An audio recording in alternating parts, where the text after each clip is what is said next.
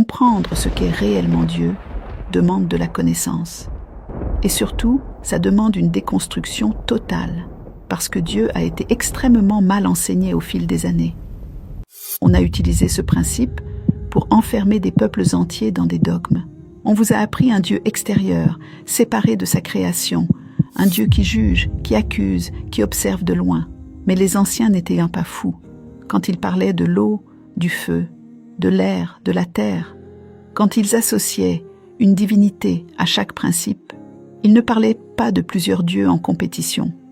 Ils parlaient d'une intelligence qui se manifeste à travers la création.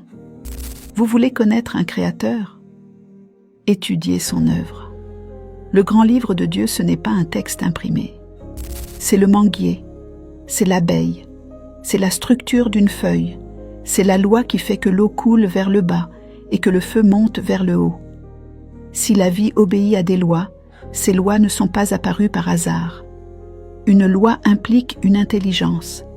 Alors quand un ancien priait l'eau, il ne priait pas une flaque. Il reconnaissait que l'eau est un principe fondamental de la vie.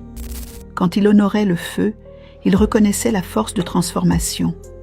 Quand il parlait de l'esprit de l'air, il parlait du souffle, du mouvement, de l'invisible qui rend la vie possible. Mais si depuis l'enfance, on t'a programmé avec l'idée d'un Dieu unique, séparé, jaloux, alors tout ça te paraît païen, paranormal, presque diabolique. Et c'est normal. Ton système a été formaté comme ça.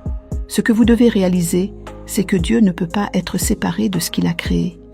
Si Dieu a créé les éléments, alors ces éléments sont l'expression de son intelligence. Les diviniser, dans une pratique spirituelle, ce n'est pas adorer des objets, c'est reconnaître le sacré dans les principes fondamentaux de l'existence. Et vous-même, vous êtes composé de ces éléments, terre, eau, feu, air. Donc si ces principes sont sacrés, alors votre propre existence est sacrée. L'être humain ne fait pas face à Dieu comme à quelque chose d'extérieur. Il participe à cette intelligence. Tous ces principes sont utilisés chaque jour par des personnes qui dominent ce monde. Divinisez l'eau, sacralisez l'eau, et avec cela, vous êtes capable de faire des choses incroyables pour votre vie. Le savoir affranchit, paix et bénédiction.